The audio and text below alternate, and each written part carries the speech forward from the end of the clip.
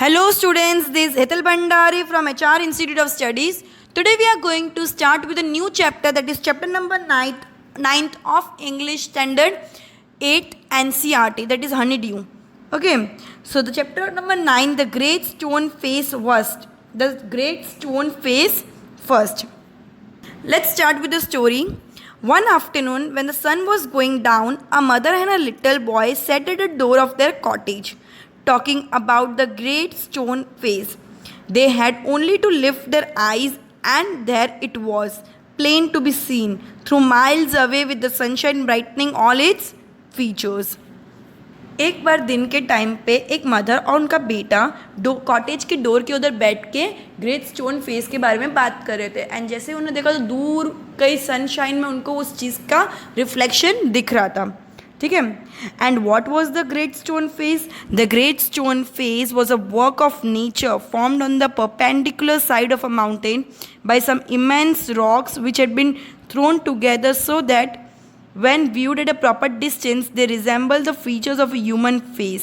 मतलब ये great stone face क्या है?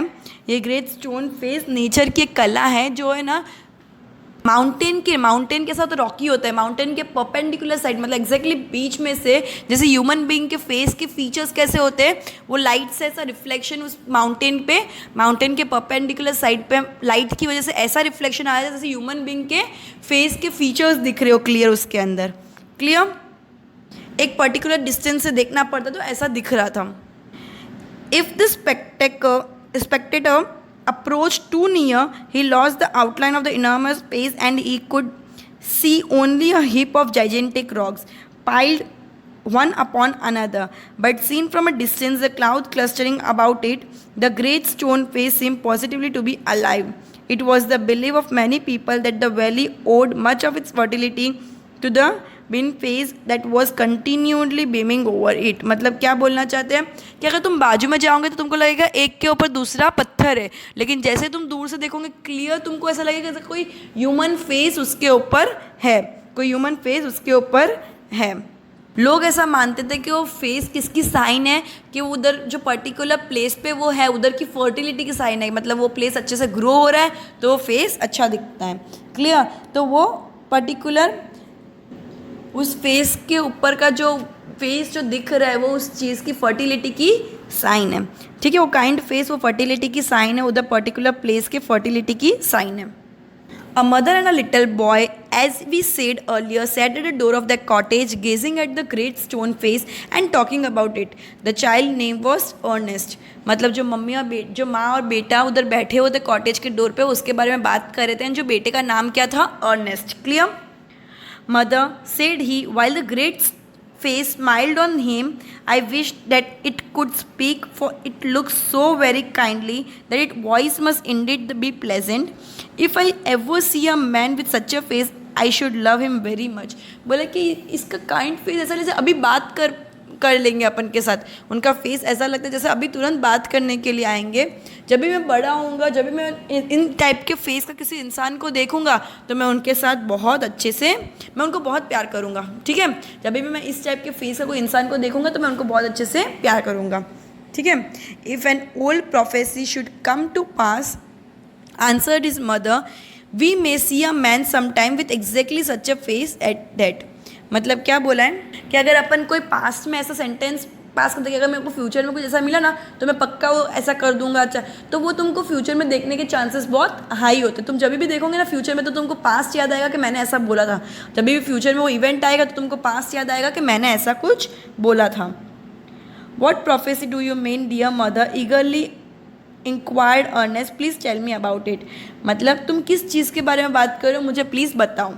So his mother told him a story that her own mother had told her when she herself was younger than little Ernest, that at some future day a child should be born near here who was destined to become the greatest and the noblest person of this time, and whose face in manhood should bear an exact resemblance to the great stone face.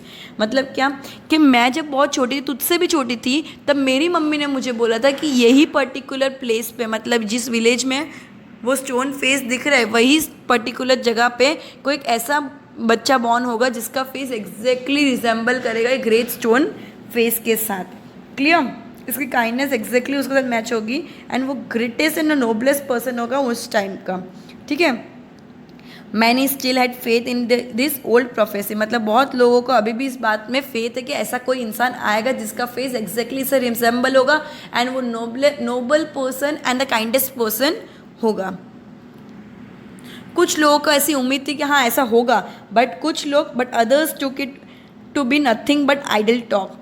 Eight all events the great man of the prophecy had not yet appeared. बोले कि कुछ लोग ऐसा लगता है खाली बकवास बातें हैं, लेकिन आज तक ये जो ओल्ड प्रोफेसी माना गया था कि फ्यूचर में कभी कोई इंसान आएगा, वो आज तक तो सच नहीं हुआ है। O mother cried Ernest clapping his hands above his head, I do hope that I shall live to see him. मतलब उसको क्या बोलता है कि मैं चाहता हूँ कि मैं ज़िंदा रहूँ जब तक मैं उसको देख पाऊँ, ठीक है, जब तक वो आए ना तो मैं ज़िंदा हूँ तब तक, ठीक है। His mother was an affectionate and thoughtful woman. It was proper, she thought, not to discourage the fanciful hopes of a little boy. So she said to him, "Perhaps you may." मतलब क्या कि उसकी उम्मीदों में पानी नहीं फेरना चाहती थी, वो चाहती थी कि वो उम्मीद रखे, होप रखे। तो इसके लिए उसने बोला होगा कभी ना कभी ऐसा होगा और तुम उस टाइम होंगे, ठीक है। And Ernest never forget the story that his mother told him. It was always in his mind whenever he looked upon the great stone face. He spent his childhood in the log cottage where he was born, was dutiful to his mother and helpful to her in many things, assisting her much with his little hands and more with his loving heart. In this manner, from a happy yet often pensive child, he grew up to be a mild and quiet youth. मतलब क्या हो कि वो बहुत ज़्यादा helpful बच्चा था। वो अपने मम्मी के हाउस होल्ड पूरे चाइल्डहुड में उसने मम्मी को बहुत हेल्प की, हर काम में असिस्ट करता था और उसका हमेशा ध्यान वो ग्रेट स्टोन फेस पे तो रहता ही था कि ऐसा मुझे कोई इंसान दिखे, मतलब होप थी उसके दिमाग में, ठीक है। Ernest had no teacher but the great stone face become one to him. अब वो थोड़ा बड़ा हो गया है, उसका कोई टीचर नहीं था, लेकिन वो ग्रेट स्टोन फेस को वो हमेशा एक आइडल मानता था। When the work of the day was over, he would gaze at it for hours until he began to imagine that those vast features recognized him and gave him a smile of kindness and encouragement. उसको ऐसा लगता उसको है ना उस चीज़ से कोई encouragement, kindness मिलता था। वो क्या करता था, अपना काम फिनिश करके आता था, घंटों तक वो ग्रेट स्टोन फेस को देखता था कि मुझे इस जैसा कोई इंसान रिजेंबल करता हुआ कोई इंसान दिखेगा। About this time there went a rumor throughout the valley that the great man who was to bear a resemblance to the great stone faces appeared at last. मतलब फिर र्यूमर मतलब अफवाह फैलने लगी कि वो फाइनली वो इंसान मिल गया जिसका फेस उसके जैसा मिलता है, ग्रेट स्टोन फेस जैसा मिलता है। It seems that many years before a young man had left the valley and settled at a distant seaport. Gather Gold, which was his name, had set up at a shopkeeper and being sharp in business matter had become so very rich that it would have taken him 100 years only to count his wealth. In time he thought of his native valley. He decided to go back there and end his days where he has been born. मतलब एक बुढ़ा इंसान था जिसने बहुत पैसा कमाया, इतना पैसा कमाया, फिर उसने क्या सोचा कि मैं वापस से अपनी वैली में, जिस वैली में वो ग्रेट स्टोन फेस था ना, वो वैली उसकी नेटिव प्लेस थी, तो उसने क्या सोचा मैं वापस उधर आ जाता हूँ। अल्टीमेटली मेरे को अभी कोई कमाने की ज़रूरत नहीं, मेरे पास बहुत पैसा आ गया। तो वो ओल्ड मैन को उनने क्या समझ लिया कि ये फेस सेम वो फेस से मिलता है, ठीक है। Ernest had been deeply stirred by the idea that the great man, the noble man, the man of prophecy, after so many ages of delay, was at length to be seen in his native valley. While the boy was still gazing up the valley one day and imagining that the great stone face returned his gaze, the noise of wheels was heard and a crowd of people cried, "Here comes the great Mr. Gather Gold." मतलब क्या बोला, जब वो उसके पास stir कर रहा था, देख रहा था उसको घूर घूर के, तब लोगों ने आवाज़ लगाई कि आ गया, वही इंसान आ गया जिसका फेस उनसे मिलता है। इनका नाम है mister gather gold, the great mister gather gold. A carriage drawn by 4 horses dashed around the turn of a road. Within it, thirsty partly out of the windows, appeared the face of an old man with yellow skin. मतलब क्या बोला, उतनी देर में एक carriage आया जिसके जो है ना 4 घोड़े चला रहे थे, dashed around the turn of the road, मतलब वो रोड के टर्न में से ऐसे निकला। Within it thrust partly out of the window appear the face of an old man with yellow skin. उतने वो जो ओल्ड मैन था उसकी येलो स्किन, उसने फेस बाहर करके देखा, वो ओल्ड मैन ने फेस बाहर करके देखा। The very image of the great stone face shouted the people, sure enough the old prophecy is true, here we have the great man at last. तो लोगों ने क्या बोला, ये सेम वही फेस है, सेम वही फेस है जो ग्रेट स्टोन फेस का है, जो से चिल्लाने लगे।